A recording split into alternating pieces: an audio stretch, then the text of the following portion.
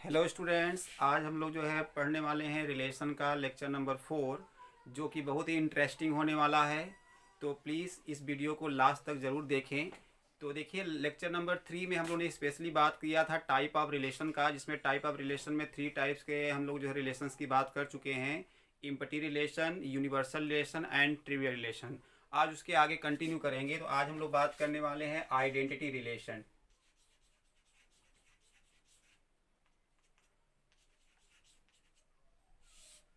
देखिए, इसको कैसे डिफाइन करते हैं। इसको हम लोग पहले देखो, यहाँ ब्रैकेट हम लिख देते हैं कि यहाँ पे क्या है, ये बाइनरी। मैं बता दूं कि ये आपका जो रिलेशन है ये बाइनरी है।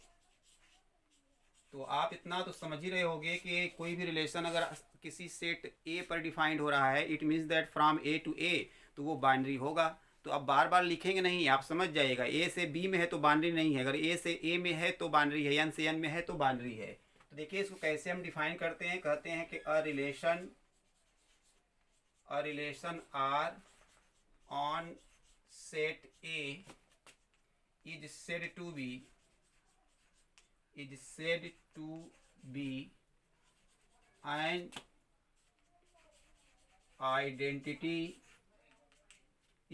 be an identity relation if R is defined as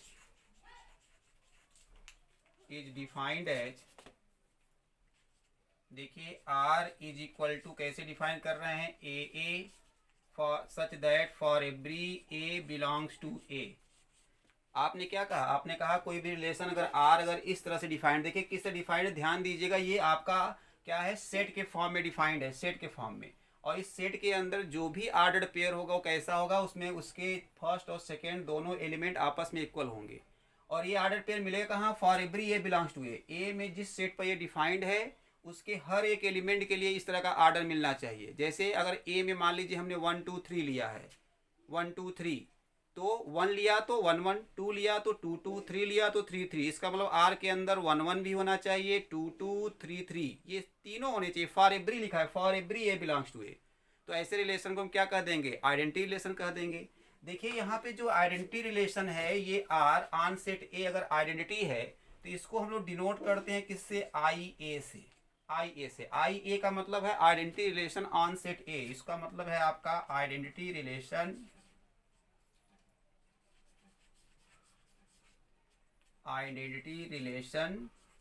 on set ए, इसको डिनोट करते हैं आई ए से। अब देखिए, मैं बता दूं कि इस आइडेंटिटी रिलेशन को हम लोग डायगोनल जो है रिलेशन भी कहते हैं। तो हम बता दें आपको कि this relation is also known as diagonal relation। देखिए, इस रिलेशन को हम लोग डायगोनल रिलेशन भी कहते हैं। And it is denoted by delta. तो यहाँ पर डैट इज, इसका ये मतलब हुआ डैट इज जो आपका आई ए होगा, जो आइडेंटिटी रिलेशन है ऑन सेट ए, वो किसके इक्वल होगा, डेल्टा के इक्वल होगा। ये तो आप डेल्टा लिखो चाहे आई ए लिखो, दोनों का एक ही मतलब है। अब देखो, थोड़ा समझने का प्रयास करते हैं कि इस आइडेंटिटी रिलेशन को हम लोग डायगोनल रिलेशन क्यों कहते हैं। तो देखिए, इस आइडेंटिटी रिलेशन को हम लोग डायगोनल रिलेशन क्यों बोलते हैं। जैसे देखिए, अगर हम लोग यहाँ पे एक एग्जाम्पल ले लें, एग्जाम्पल में जैसे consider a relation R on A में चलिए हमने ले लिया ए बी सी, ये ले लिया। अब देखो, इस रिलेशन को अगर हम लोग लिखना चाहें किसके फॉर्म में, टेबुलर फॉर्म में। याद रखिएगा कि सेट थ्योरी में रोस्टर और टेबुलर मेथड दोनों एक ही होते हैं सेट थ्योरी में। लेकिन यहाँ बता दें कि रिलेशन में रोस्टर मेथड और टेबुलर मेथड दोनों अलग अलग होते हैं। अभी हमने जो रिलेशन लिखा था, जब आइडेंटिटी रिलेशन को डिफाइन किया था, तो जो लिखा था एक्चुअली वो रोस्टर मेथड था। और हम टेबल जो है वो आपका रोस्टर मेथड नहीं था, वो आपका जो है रूल मेथड या सेट बिल्डर मेथड था। लेकिन अब देखोगे कि यहाँ पे हमारा जो भाई रोस्टर मेथड में क्या करते हो, इसे कामा से सेपरेट करके लिखते हो। तो ये सेट का, इसी को हम लोग रोस्टर मेथड भी कहते हैं, टेबलर मेथड भी कहते हैं।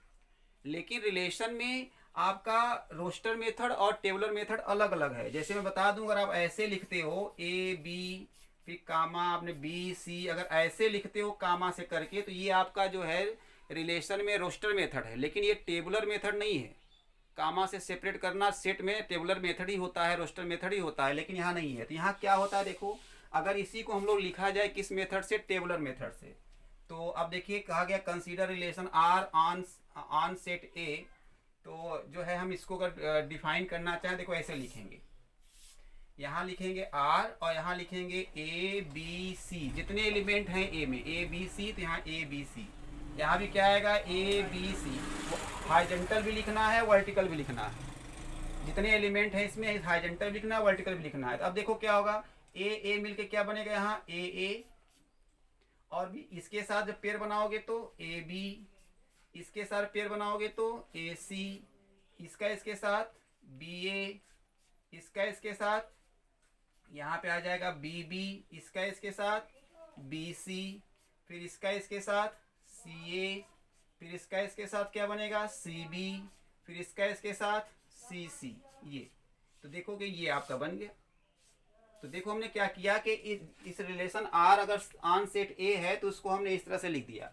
अब देखो कि यहाँ पे ये जो एलिमेंट्स हैं, ये देखो, अगर मैं पूछूं आपसे कि इस रिलेशन आर पर आइडेंटिटी रिलेशन क्या होगा, मैं पूछूं इस आर पर आइडेंटिटी जो है ए पर आइडेंटिटी रिलेशन क्या होगा, तो अगर मैं ये कहूं कि आई ए, क्या लिखोगे आप, तो आई ए लिखेंगे क्या इस पर, देखो फॉर एवरी एलिमेंट है तो क्या लिखोगे ए बी बी सी सी, यही है। अगर हम कहें कि इस ए पर चलो आइडेंटिटी रिलेशन लिखो, तो क्या लिखोगे फॉर एवरी एलिमेंट के लिए सेम टाइप के आपके जो है ऑर्डर पे बनाने हैं, ए बी बी, तो आइडेंटिटी रिलेशन हो गया। और ये मिल कहाँ रहा है, कहाँ मिल रहा है, ये डायगोनल में मिल रहा है, इसीलिए इसको हम लोग क्या बोलते हैं, डायगोनल रिलेशन, डायगोनल रिलेशन, इसीलिए इसको डायगोनल रिलेशन बोलते हैं।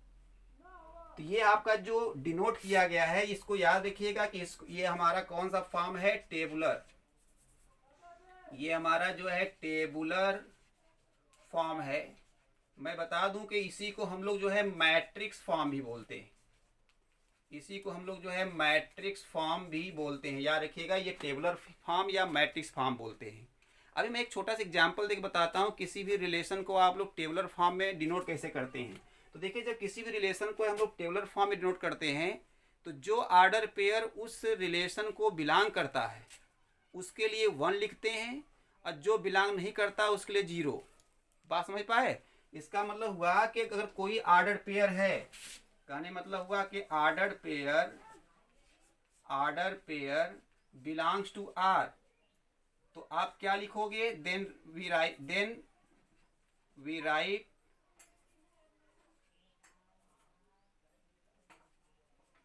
We will write 1। लेकिन अगर आपका देखिए, अगर कह रहा है कि ordered pair does not belongs to R, तो आप क्या करेंगे, वी विल नॉट राइट, या ऐसे लिखिए वी विल राइट क्या 0। ये अगर हम कोई भी रिलेशन है, उस रिलेशन को अगर इस फॉर्म में लिखना चाहते हैं, तो होता क्या है, कोई भी ऑर्डर पेयर उस आर को बिलोंग कर रहा है तो वहाँ क्या लिखेंगे, 1 लिखेंगे। अगर ऑर्डर पेयर आर को बिलोंग नहीं कर रहा तो वहाँ क्या लिखेंगे, हम 0 लिखेंगे। जैसे देखो एक एग्जाम्पल से हम बताते हैं आपको, जैसे मान लीजिए कि एग्जाम्पल ले लिया, R, let R be a relation on set A is equal to 1 2, या ए बी सी ले लो, A B C, defined as R equal to, हम डिफाइन कर रहे हैं ए बी सी बी, जैसे ये ले लिया हमने।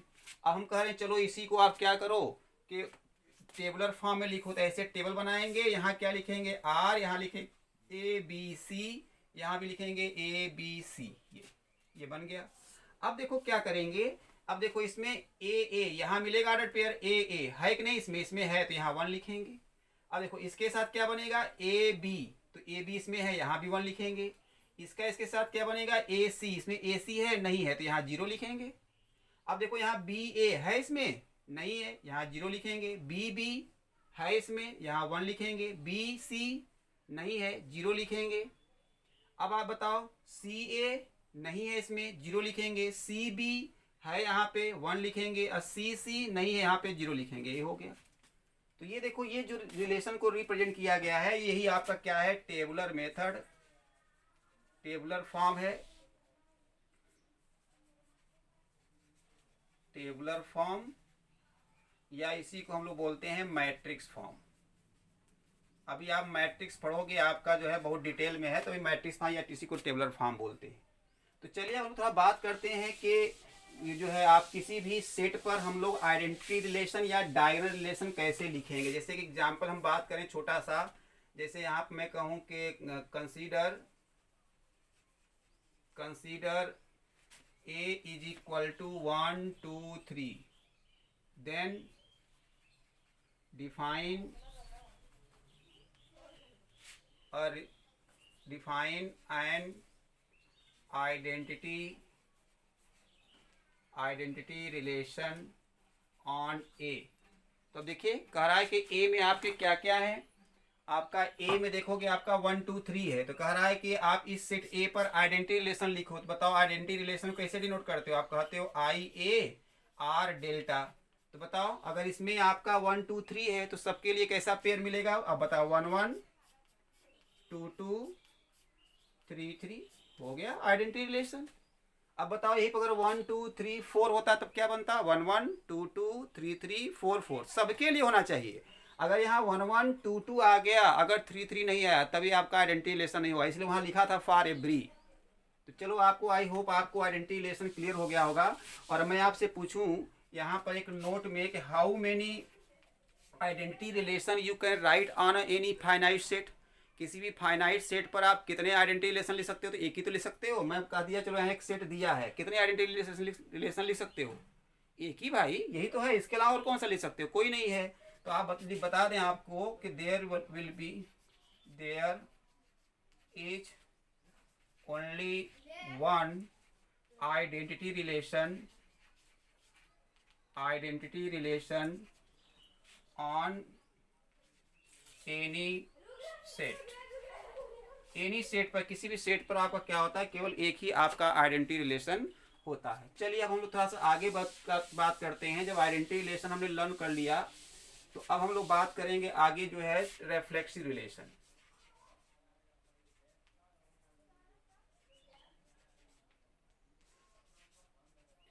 देखिए रिफ्लेक्सिव रिलेशन को हम लोग बोलते हैं क्या, स्वतुल्य। इसको स्वतुल्य संबंध बोलते हैं।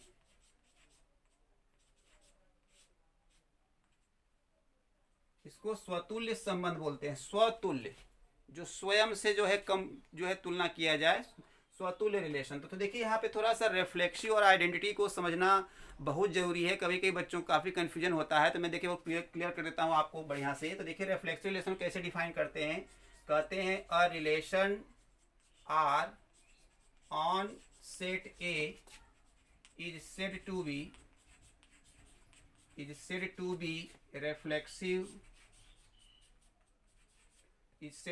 reflexive if for every a belongs to a के लिए a belongs to r। अब देखिए यहाँ पे क्या लिखा गया, यहाँ पर a belongs to r कहा गया कि कोई भी रिलेशन r रिफ्लेक्सिव कब होगा, जब आप उस r के अंदर, उस r देखिए r के अंदर ए टाइप के ऑर्डर पेयर जरूर हो। लेकिन देखिए क्या लिखा है, for every A belongs to A, मतलब ए में अगर हमने ए बी सी लिया है तो वो कह रहे हैं आर के अंदर a b b c c belong करना चाहिए। देखो यहाँ पे हमने सेट के फॉर्म में नहीं लिखा है, वहाँ पर सेट के फॉर्म में लिखा था आइडेंटिटी रिलेशन में, और आइडेंटिटी रिलेशन में सेट के फॉर्म में लिखा था। इसका मतलब मैंने बताया था कि उस सेट के अंदर ए टाइप के ही हो सकते हैं। लेकिन यहाँ पे क्या कह रहा है, ये कह रहा है कि आर के अंदर ए टाइप के एलिमेंट बिलोंग करने चाहिए, ए टाइप के ऑर्डर पेयर बिलोंग करने चाहिए। बाकी हो कि ना हो इसके विषय में नहीं कह रहा है वो, लेकिन वहाँ कहा था कि ए टाइप के ही होने चाहिए, और यहाँ पे जबकि क्या कह रहा है कि यहाँ पर ए टाइप के बिलोंग करने चाहिए, बाकी हो चाहे ना हो। तो ये देखिए हमारा क्या कहलाता है, आपका जो है रिफ्लेक्सिव रिलेशन। तो ये बताइए इस रिफ्लेक्सिव रिलेशन को थोड़ा सा ध्यान से समझिए। कह रहा है कि ए जो है आर को बिलोंग करना चाहिए फॉर एवरी के लिए। इसका मतलब आइडेंटिटी वाला ऑर्डर पेयर कम से कम आर के अंदर तो होना ही चाहिए, आर के अंदर तो होना ही चाहिए। मतलब ये हुआ कि अगर हम आर को रिफ्लेक्सिव कह रहे हैं, मान लीजिए सेट ए पर है, ए में ले लिया हमने, ए बी ले लिया, तो ए बी ले लिया, तो ए पर आइडेंटिटी रिलेशन क्या होगा, आइडेंटिटी रिलेशन आपका हो जाएगा ए बी बी, ये आपका आइडेंटिटी रिलेशन हो जाएगा। तो कह रहा है कि आर के अंदर ए बी बी ये तो होने ही चाहिए। देखिए for every A belongs to A belongs to A, बाकी ए बी आपका एलिमेंट इसके अंदर आ जाए तो कोई दिक्कत नहीं है। क्यों दिक्कत नहीं है, क्योंकि यहाँ पे कह रहा है क्या कि A belongs to R but A B does not belongs to R, ऐसा नहीं कहा गया है। यहाँ पे ए बी आ भी सकता है, नहीं भी आ सकता है। तो हम ये कहना चाह रहे हैं बेटा कि अगर इस आर के अंदर कम से कम देखो, अगर ये तो रहेगा ही रहेगा, मतलब आइडेंटिटी वाले ऑर्डर पेयर तो यहाँ रहेंगे रहेंगे। तो ये बताओ कि आर बड़ा है कि आइडेंटिटी बड़ा है, तो आप कहोगे सर आइडेंटिटी वाला छोटा है आर से, लेकिन आइडेंटिटी जब जो है आर से छोटा है, और साथ ही साथ हम एक दूसरे भाषा में कह सकते हैं कि आइडेंटिटी आर से बना है कि आर आइडेंटिटी से बना है, तो आप कहोगे सर आइडेंटिटी आर से बना है, क्योंकि आइडेंटिटी आर के अंदर बैठा हुआ है। तो अब मैं बता दूं आपको, जो सेट किसी दूसरे सेट से बना होता है वो उसका सबसेट कहलाता है। इसका मतलब ये हुआ कि आप ये कह सकते हैं that is if identity relation I A is the subset of R, if identity relation is subset of R, then R is said to be what, reflexive। इसका मतलब हुआ कोई भी रिलेशन को अगर आपको रिफ्लेक्सिव चेक करना है तो चेक कर लीजिए कि आइडेंटिटी रिलेशन उस R का सबसेट है कि नहीं है, R का सबसेट है कि नहीं है। तो यहाँ पर देखिए, जैसे हम एक एग्जाम्पल की बात करें, तो एग्जाम्पल जैसे हमने ले लिया, suppose A is equal to हमने ले लिया 1 2 3 and define R on A such that, देखो हम कैसे डिफाइन कर रहे हैं, आर इज इक्वल टू 1 1 2 2 3 3 1 2, ये हो गया। अब बताओ इस ए पर अगर मैं आइडेंटिटी लिखना चाहूँ, आइडेंटिटी, तो आइडेंटिटी क्या बनेगा इस पे, 1 1 2 2 3 3, ये आपका आइडेंटिटी बनेगा। अब इसमें ये देखो कि ये आइडेंटिटी है, बताओ कि आइडेंटिटी क्या आर का सबसेट है। तो यहाँ देखोगे आप क्या है, यहाँ पे आपका जो है क्लियरली जो आपका आइडेंटिटी रिलेशन है वो आर का सबसेट है। देखो आइडेंटिटी आर से बना है, ये वाले सभी ऑर्डर पेयर इसमें है। इसका मतलब क्या हुआ, इसका मतलब ये हुआ कि आर इज रिफ्लेक्सिव, या आर विल बी रिफ्लेक्सिव, इसका मतलब आर आपका रिफ्लेक्सिव है। तो देखिए ये वाला जो है आपका कॉन्सेप्ट आपको तब जो है आप क्लियर कर पाओगे जब आपका रिलेशन आर ऑर्डर्ड पेयर के फॉर्म में दिया हो। यहाँ पर जब रिलेशन आर जो है ऑर्डर्ड पेयर के फॉर्म में दिया होगा तो यहाँ से आइडेंटिटी रिलेशन लिख करके आसानी से चेक कर लोगे कि ये रिफ्लेक्सिव हो रहा है कि नहीं हो रहा है। लेकिन आप जानते हो कि रिलेशन को जो है हम लोग ऐसे भी डिफाइन कर सकते हैं, हम कोई भी रिलेशन देखिए ऐसे भी डिफाइन कर सकते हैं। जैसे अगला एग्जांपल लेते हैं हम ना, define a relation R on set of integers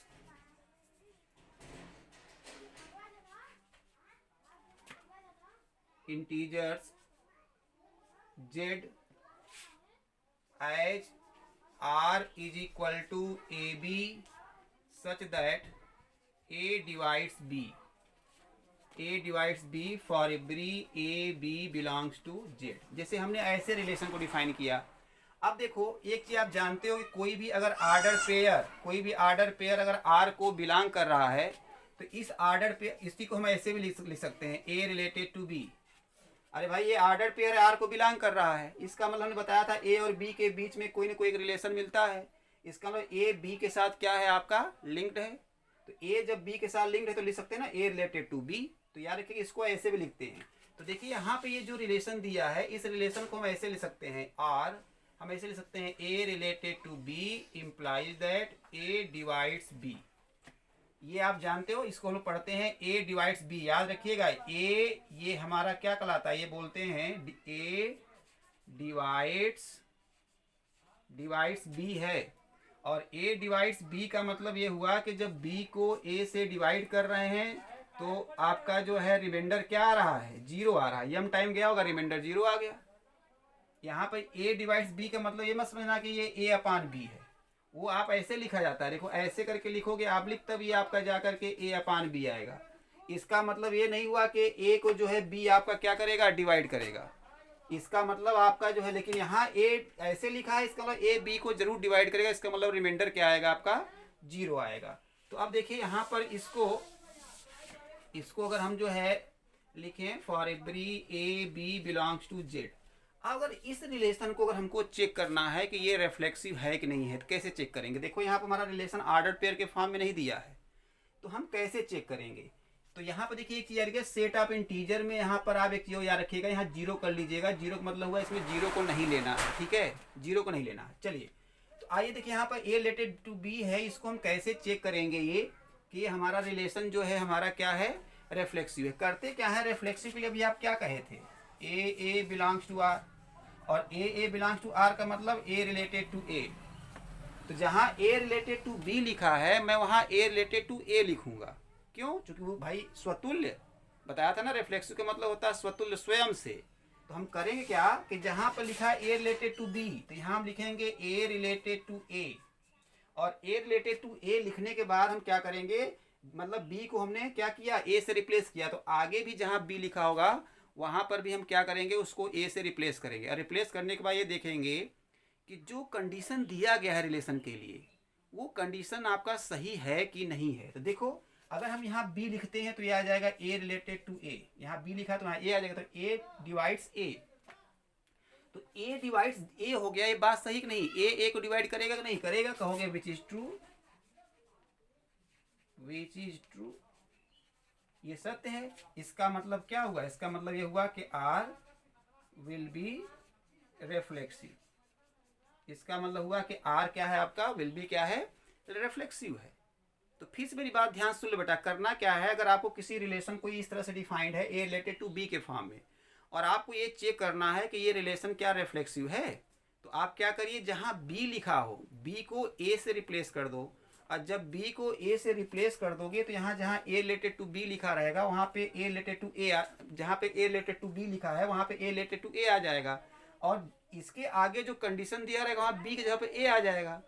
तो बी की जगह पे ए रखने के बाद देखो क्या कंडीशन आपका फुलफिल हो रहा है। अगर फुलफिल हो रहा है तो रिफ्लेक्सिव है। जैसे ऐसे भी मैं और भी एक एग्जाम्पल लिखता हूँ मैं, हाँ एग्जाम्पल और लिखता हूँ मैं। देखिए मैं लिख रहा हूँ a relation R on set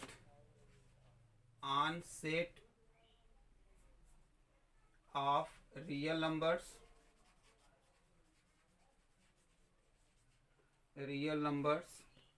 इसको हम लिख देते हैं, चलो रियल नंबर को हम लिख देते हैं R1 है ना, is defined as R is equal to, देखो मैं ऐसे लिख रहा हूँ a b such that a square minus 2ab plus B square equal to 0। ये for every a b belongs to R1, ये जैसे ये है। आइए अब देखिए इसमें हम क्या करते हैं, जैसे इसी को हम देखो ऐसे भी लिख सकते हैं, कैसे A related to B implies that, क्या लिखोगे, A square minus 2ab plus B square is equal to 0, ये है। अब इसको हमको चेक करना है कि ये रिफ्लेक्सिव है कि नहीं है। तो क्या करोगे बेटा, जहाँ पर ए रिलेटेड टू बी लिखा है वहाँ ए रिलेटेड टू ए लिख दोगे। अब जहाँ आगे लिखा हुआ है बी वहाँ भी ए लिख दोगे, तो क्या आएगा, ए स्क्वायर माइनस 2a हो जाएगा प्लस यहाँ भी ए स्क्वायर इक्वल टू 0। तो ये क्या आ गया, ए स्क्वायर मिल करके 2a²। अब मान ये दोनों क्या हो जाएगा, 2a² इज इक्वल टू 0।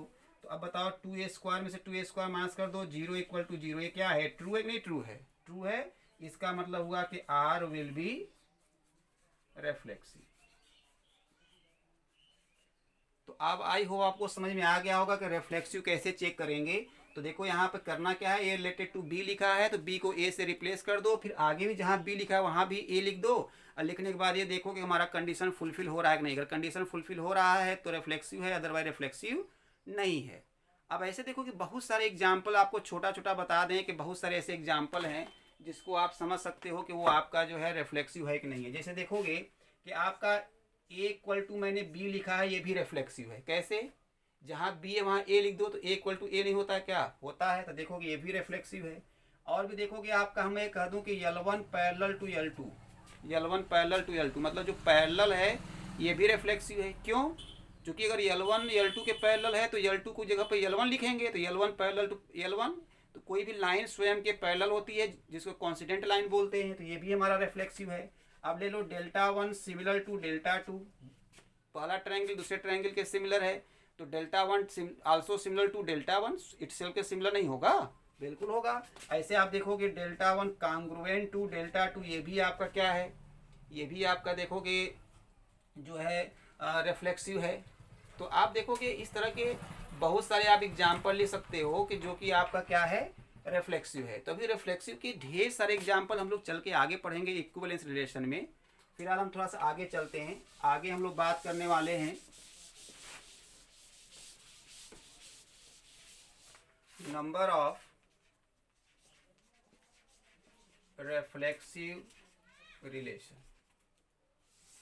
हम लोग बात करेंगे नंबर ऑफ रिफ्लेक्सिव रिलेशन। तो यहाँ चलिए करते हैं, सपोज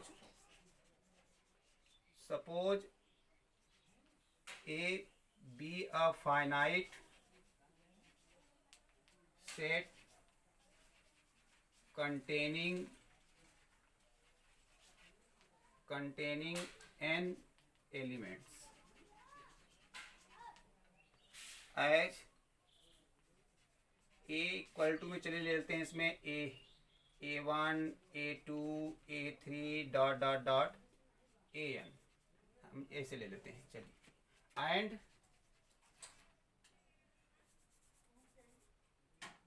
देन लिखता हूं मैं क्या, number of reflexive relation on A is equal to, देखिए क्या होगा, अगर हम ए पर अगर हम नंबर ऑफ रिफ्लेक्सिव रिलेशन लिखना चाहें तो ये होता है two the power n square minus n। ये two the power n square minus n, देखो ये आया कैसे। देखो अभी हमने बताया था कि किसी भी रिलेशन को हम लोग जो है कैसे लिखते हैं, जो है टेबुलर फॉर्म में a1 a2 a3 dot dot dot an। फिर यहाँ क्या लिखेंगे, a1 a2 a3 dot dot dot an। तो अब देखो यहाँ पे क्या होगा, a11 a1 फिर इसके बाद यहाँ पे क्या आएगा, a1 a2, फिर यहाँ क्या आएगा आप जानते हो, फिर यहाँ देखो क्या आएगा आपका a2 a1, फिर यहाँ इसके साथ क्या आएगा a2 फिर ऐसे देखोगे यहाँ लास्ट में जो है हमारा यहाँ क्या मिलेगा, यहाँ पे डायगनली क्या मिलेगा, यहाँ पे अगर देखा जाए डायगनली तो यहाँ मिलेगा an। तो ये हो गया। तो अब देखो कि हम चाह क्या रहे हैं, हम चाह रहे हैं कि टोटल कितने आपके जो है रिफ्लेक्सिव रिलेशन होंगे। तो आप देखो ये जानते हो कि टोटल कितने ऑर्डर पेयर होंगे भाई, अगर इसमें n एलिमेंट्स हैं तो टोटल कितने ऑर्डर पेयर होंगे, n स्क्वायर। तो टोटल ऑर्डर पेयर तो आपके हो गए n स्क्वायर। और रिफ्लेक्सिव होने के लिए ए बी बी सी सी इस टाइप के एलिमेंट तो होने ही चाहिए, उसमें आर के अंदर तो होना ही चाहिए। इसका मतलब डायगोनल वाले, देखो ये डायगोनल वाले आपका जो है उस रिलेशन के अंदर तो होना ही चाहिए रिफ्लेक्सिव होने के लिए। अरे आइडेंटिटी उसके अंदर होना चाहिए ना, तो आइडेंटिटी में ही तो आता है। इसका मतलब रिफ्लेक्सिव होने के लिए ये एलिमेंट उसके अंदर तो होना ही होना चाहिए। अब बात आता है, तो चलो तो ये टोटल डायगोनल में होंगे कितने, n, तो ये तो कंपलसरी है। और टोटल कितने ऑर्डर पेयर हैं, n स्क्वायर, तो जो कंपलसरी है उनको निकाल दो, वो तो उनमें रहना है। तो बचे कितने, n स्क्वायर -1। अब बताओ रिफ्लेक्सिव होने के लिए जो a2 a1 है, ये ऑर्डर पेयर उसमें हो सकता है कि नहीं हो सकता है। तो आप कहोगे सर डायगोनल वाले हो गए, डायगोनल वाले हो गए तो बाकी हो चाहे ना हो, इसका मतलब कि ये वाला ऑर्डर पेयर हो भी सकता है, नहीं भी हो सकता है। इसका मतलब हुआ कि A2 A1 के पास दो चॉइस है, ये आर के अंदर हो भी सकता है, नहीं भी हो सकता है। तो ऐसे ऑर्डर पेयर डायगोनल वाले के छोड़कर हैं कितने, इतने ऑर्डर पेयर हैं, और हर के लिए कितने कितने चॉइस हैं, 2 चॉइसेस हैं, हो सकता है या नहीं हो सकता है। तो बताइए कि कितने हो जाएंगे। तो ये आपके हो जाएंगे कितना, two the power n square minus n। अरे भाई एक के लिए दो 2 चॉइस है, एक के लिए 2 चॉइस है, तो बाकी के लिए भी इंटू 2 चॉइस होगा, फिर इंटू 2 होगा, इंटू 2 होगा। तो ऐसे कितने एलिमेंट्स हैं, टोटल आपके n square minus n elements हैं। तो 2 इंटू 2 इंटू 2 इंटू 2 इंटू, अगर 4 टाइम्स करोगे तो टू द पावर 4, और 2 इंटू 2 इंटू 10 टाइम्स करोगे तो टू द पावर 10, और 2 into 2 n square minus 1 times करोगे तो two the power n square minus 1। तो याद रखिएगा ये आपके क्या होते हैं, नंबर ऑफ रिफ्लेक्सिव रिलेशन। अब देखो यहाँ से बस छोटा सा एग्जाम्पल बता दें कि if n of a is equal to, चलो हमने ले लिया 3, हमने कर दिया कोई सेट A है उसमें 3 एलिमेंट्स हैं, देन नंबर ऑफ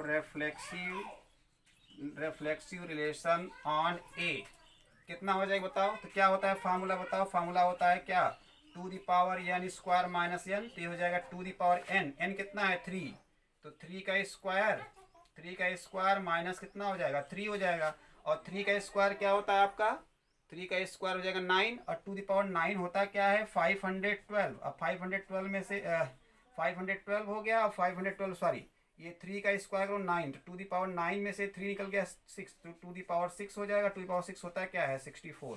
तो आपका देखोगे अगर किसी सेट ए में 3 एलिमेंट्स हैं तो टोटल 64 आपके क्या होंगे, रिफ्लेक्सिव रिलेशन होंगे। तो ये आपका हो गया नंबर फार्मूला, याद रखिएगा ये नंबर फार्मूला ये कैसे आया। अब देखिए